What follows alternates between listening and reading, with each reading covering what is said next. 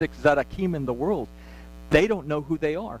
And if they ever find out who they are, if they ever acknowledge to themselves that I'm one of the Zadakim, then they are no longer considered Zadakim.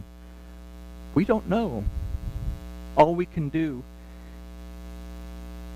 is seek to live according to the Torah, like Paul says. You have a tutor. Let it teach you. Let it guide you. There we go. The word bachar, however, also means to try and to test. This word bachar, for chosen, to be acceptable, it also means to try or to test. And in this we must keep in mind that in order to avoid being deceived, we must seek the guidance, teaching, and instruction of the word of Yahuwah. There are many teachings and doctrines that have been produced over the millennia and longer, that we must be intimately familiar with the Torah of Yahuwah so that we are able to test these teachings and doctrines for truth and not simply accept them blindly as such. Who or what then is the deceiver? So let's consider verse 71. Now he spoke of Yehuda, the son of Shimon, Ishkariot, for he it was that would betray him, one of the 12. So the name Ishkariot means man of Kariot, man of the city.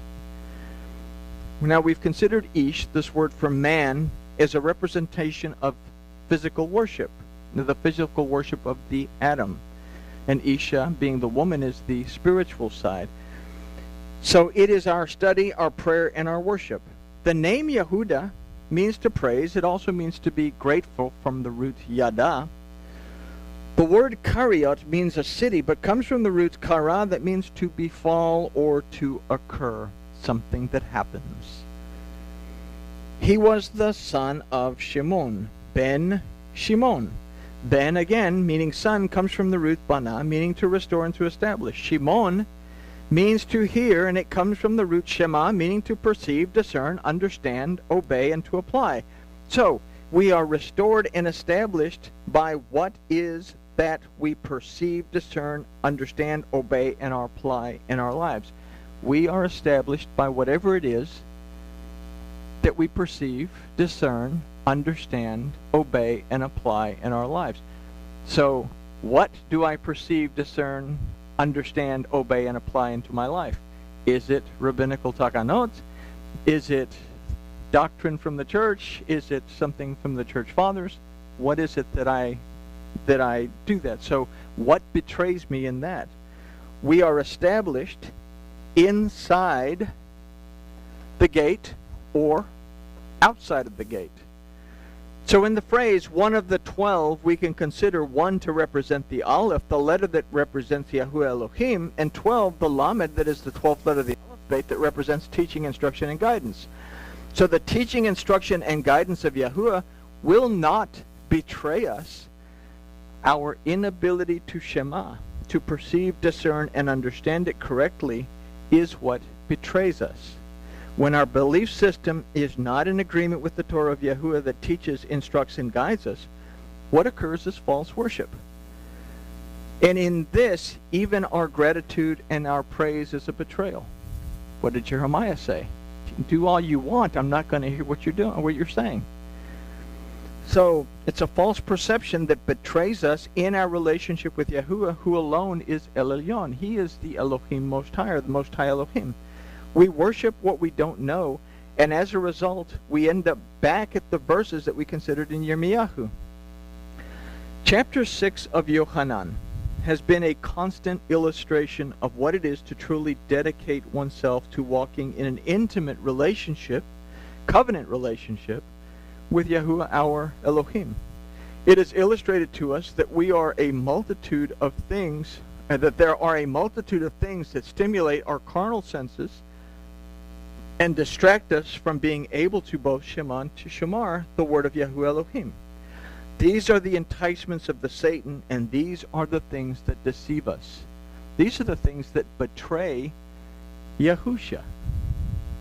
They betray the deliverance, the redemption, the restoration that comes from Yahuwah Elohim. So, yes, Judas Iscariot betrayed betrayed Yahusha, and he was arrested and he was crucified because of that. But that's the topical side of things. What does it mean for us in our relationship with our Elohim? So we've seen what a literal interpretation based on our carnal perception will yield compared to our ability to perceive spiritually.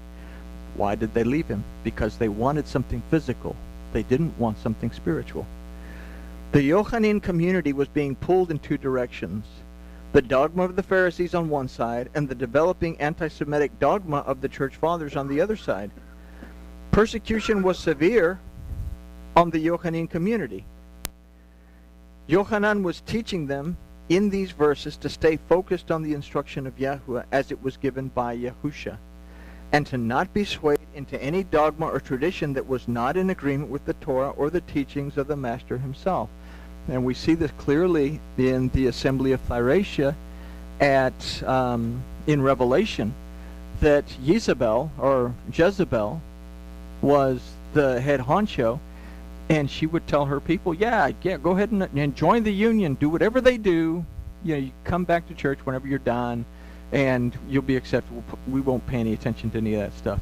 And this is the same thing that we're in. Is what did he say in Yirmiyahu? Whatever you do, I see what you do. I know what you're doing. So keep that in mind. Basically, is what Yahuwah is saying. So, not be swayed into any dogma or tradition that is not in agreement with the Torah or the teachings of the Master himself. This same lesson is relevant to us today, and we must be willing to truly answer, who am I in covenant with? Yahuwah my Elohim, or the dogma and tradition of the rabbis and the church fathers that are the enticements of the Satan? Yahusha said, you cannot serve two masters. You will love the one and you'll despise the other. So, which do you love and serve? And with that, we can just write it off that grooviness has been achieved. I mean,